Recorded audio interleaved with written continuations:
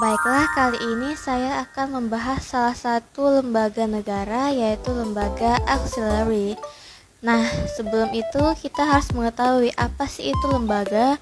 Lembaga sendiri adalah badan atau organisasi yang menjalankan fungsi hukum dan menerapkan hukum dalam kerangka struktur dan sistem kenegaraan atau pemerintahan.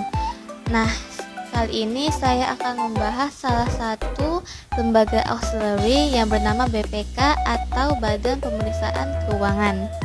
Nah, sebelum itu kita harus mengetahui apa itu lembaga auxiliary. Lembaga auxiliary adalah lembaga penunjang atau pelengkap supporting organ bagi lembaga negara utama yang berperan sebagai principal atau main organ. Jadi, apa sih tugas BPK? Tugas BPK sendiri dapat dilihat pada pasal 23E ayat 1 yang kesimpulannya itu artinya tugas BPK adalah memeriksa pengelolaan dan tanggung jawab keuangan negara. Nah, lalu hasilnya akan diberikan kepada siapa? Hal itu bisa dilihat pada kelanjutan pasal kedua, yaitu pasal 23E ayat kedua. Jadi kesimpulannya, BPK atau Badan Pemeriksaan Keuangan adalah lembaga yang memiliki kedudukan sebagai lembaga negara yang bebas dan mandiri. Berdasarkan uraian tersebut, maka BPK dapat dikategorikan sebagai lembaga pengawasan.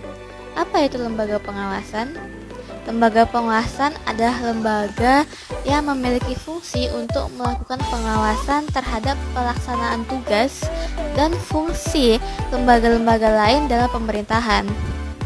Nah, lembaga pengawasan berperan penting sekali dalam menjaga akuntabilitas dan transparansi pengelolaan keuangan negara. Kalian penasaran tidak sih awal mula pembentukannya BPK? Dikutip dari situs Badan Pemeriksaan Keuangan, BPK dibentuk pada tanggal 1 Januari 1947. Nah, pembentukan itu berdasarkan amanat Undang-Undang Dasar 1945 yang telah dikeluarkan Surat Penetapan Pemerintah Nomor 11 pada tanggal 18 Desember 1946 tentang pembentukan Badan Pemeriksaan Keuangan. Nah, untuk kedudukan sementara mereka berada di Magelang.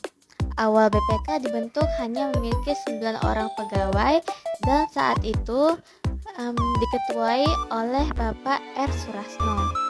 Pada 6 November 1948, kedudukan BPK dipindahkan dari Magelang ke Yogyakarta.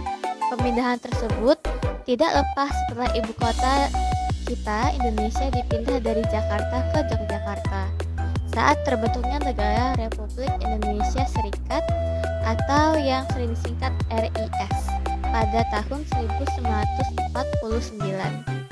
Dibentuk juga Dewan Pengawas Keuangan dengan kantor di Bandung, sementara BPK saat itu masih ada. Namun, saat kembalinya bentuk Negara Kesatuan Republik Indonesia atau NKRI, BPK dan BPK kemudian digabung dengan berkantor di Bandung pada tahun 1950. Pada tanggal 5 Juli 1959 dikeluarkan dekret Presiden RI yang menyatakan berlakunya kembali Undang-Undang Dasar 1945. Dengan demikian, Dewan Pengawas Keuangan berdasarkan Undang-Undang Dasar 1950 kembali menjadi Badan Pemeriksaan Keuangan berdasarkan pasal 23E ayat pertama pada tahun 1945. Baiklah, sekian sejarah singkat mengenai BPK sebagai lembaga auxiliary, and see you guys again on our next video. Bye.